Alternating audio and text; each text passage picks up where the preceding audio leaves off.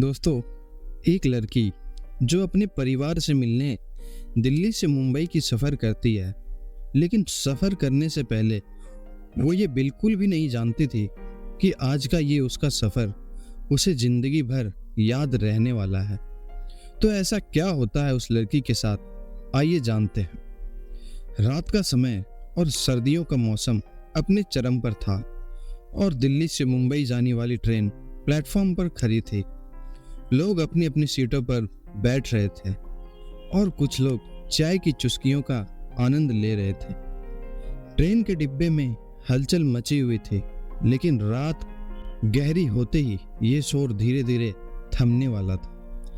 रवि, जो अक्सर काम के सिलसिले में सफ़र करता रहता था, अपने बर्थ पर बैठा किताब पढ़ रहा था।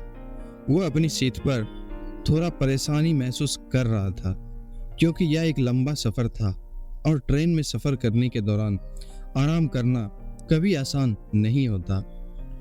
तभी रवि की नज़र अचानक सामने वाली सीट पर पड़ी, जहां एक लड़की बैठी थी। उसकी आंखों में कुछ खास था, एक अजीब सी चमक जो उसे बाकी यात्रियों से अलग बना रही थी। लड़की हल्के नीले रंग की साड़ी पहनी हुई थी और उसकी उम्र लगभग 27-28 साल की रही होगी। लड़की का नाम काव्या था। वह अपने परिवार से मिलने मुंबई जा रही थी। उसकी आंखों में हल्की थकावट थी, लेकिन चेहरे पर एक शांत मुस्कान बसी हुई थी। काव्या और रवि की नज़रें कुछ पलों के लिए मिली और उन पलों में दोनों के बीच कुछ इशारा हो गया। रात बढ़ने लगी थी। ट्रेन अपनी रफ्तार पकड़ चुकी थी और धीरे धीरे डिब्बे में अंधेरा छा गया।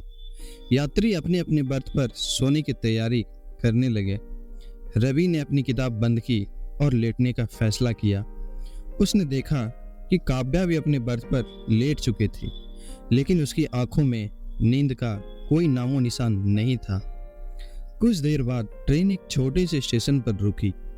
स्टेशन पर हल्की ठंडी हवा बह रही थी और कुछ यात्री चाय और कॉफ़ी लेने के लिए नीचे उतर गए थे।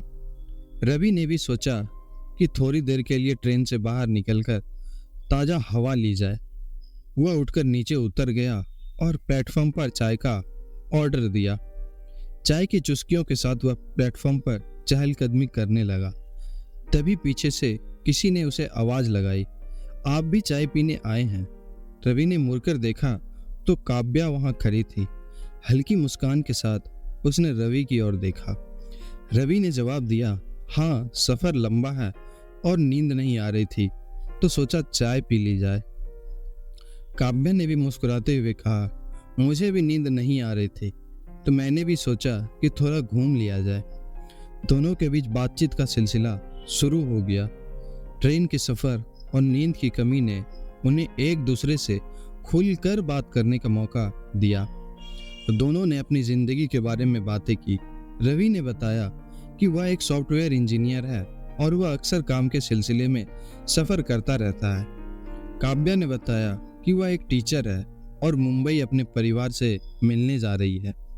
बातचीत के दौरान दोनों को एक अजीब सी नज़दीकी महसूस हुई। ऐसा लगा कि जैसे दोनों एक दूसरे को बरसों से जानते हो। ट्रेन फिर से चलने लगी और दोनों अपनी अपनी सीटों पर आकर बैठ गए। ट्रेन की रोशनी धीमी हो चुकी थी और डिब्बे में सन्नाटा पसरा हुआ था। अधिकतर यात्री सो चुके थे, लेकिन रवि और काव्या की आंखों में नींद जैसे कोसों दूर थी। रवि ने देखा कि काव्या बार बार अपनी सीट पर करवट बदल रही थी, जैसे उसे कुछ बेचैनी हो रही हो। कुछ देर बाद काव्या ने धीमी आवाज में कहा, रवि, क्या तुम सो रहे हो? रवि ने तुरंत जवाब दिया, नहीं, नींद नहीं आ रही है, तुम भी जाग रही हो? काव्या ने धीरे से कहा, हाँ, मुझे भी नींद नहीं आ रही है, शायद सफ़र का थकान है। दोनों के बीच फिर से बातचीत शुरू हो गई।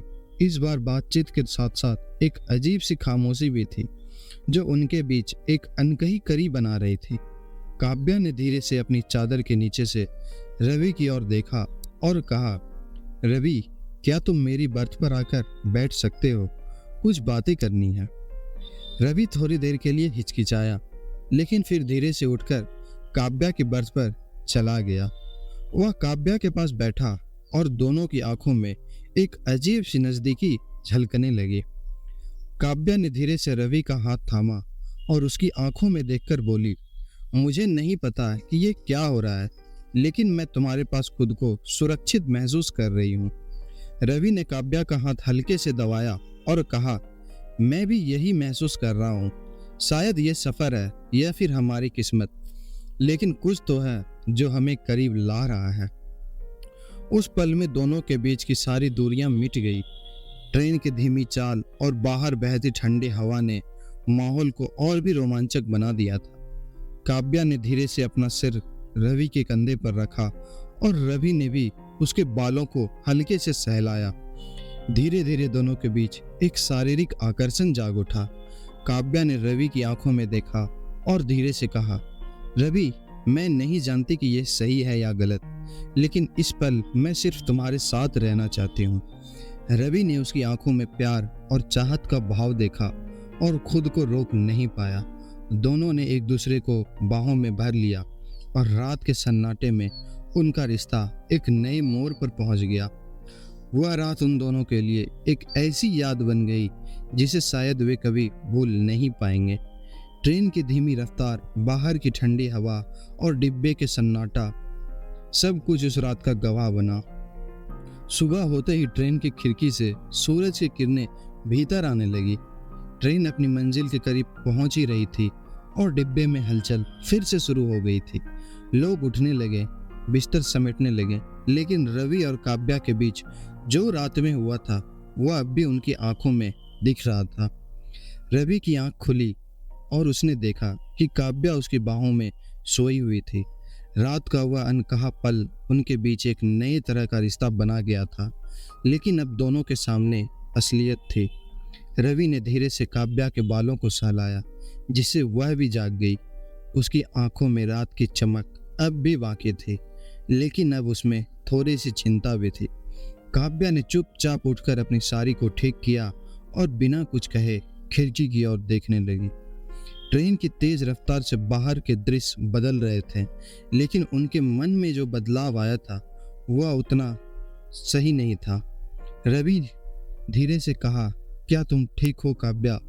काव्या ने उसकी ओर देखा और उसकी आंखों में एक सवाल था। उसने धीमी आवाज में कहा, जो कुछ भी रात में हुआ है, मैं नहीं जानती कि मैं उसे कैसे देखूं। ये सब अचानक हुआ और मैं खुद को समझाने की कोशिश कर रही हूँ। रवि काव्या की बातों को ध्यान से सुनता है। वह भी खुद से यही सवाल कर रहा था कि जो भी हुआ था वह उसकी सोच से परे था, लेकिन वह काव्या के लिए जो महसूस कर रहा था वह उसे भी इनकार नहीं कर सकता था। उसने काव्या का हाथ थामते हुए कहा कि मैं भी उलझन में हूँ, लेकिन जो कुछ भी हुआ वह हमारी मर्जी से हुआ। हम इसे गलत नहीं कह सकते, लेकिन हाँ, हम इस बारे में सोचना होगा कि आगे क्या करना है। काव्या कुछ देर सोचती है और फिर बोलती है कि मैं यह नहीं चाहती कि जो कुछ हुआ वह हमारी जिंदगी में कोई बोझ बने। हम एक अजीब से पल में आ गए थे, लेकिन इसका मतलब यह नहीं कि हम कोई बड़ा फैसला करें।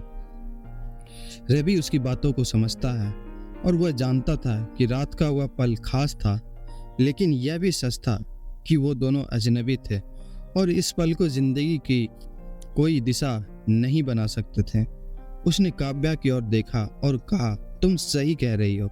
शायद यह एक खूबसूरत याद के रूप में जिंदगी भर के लिए रह सकता है।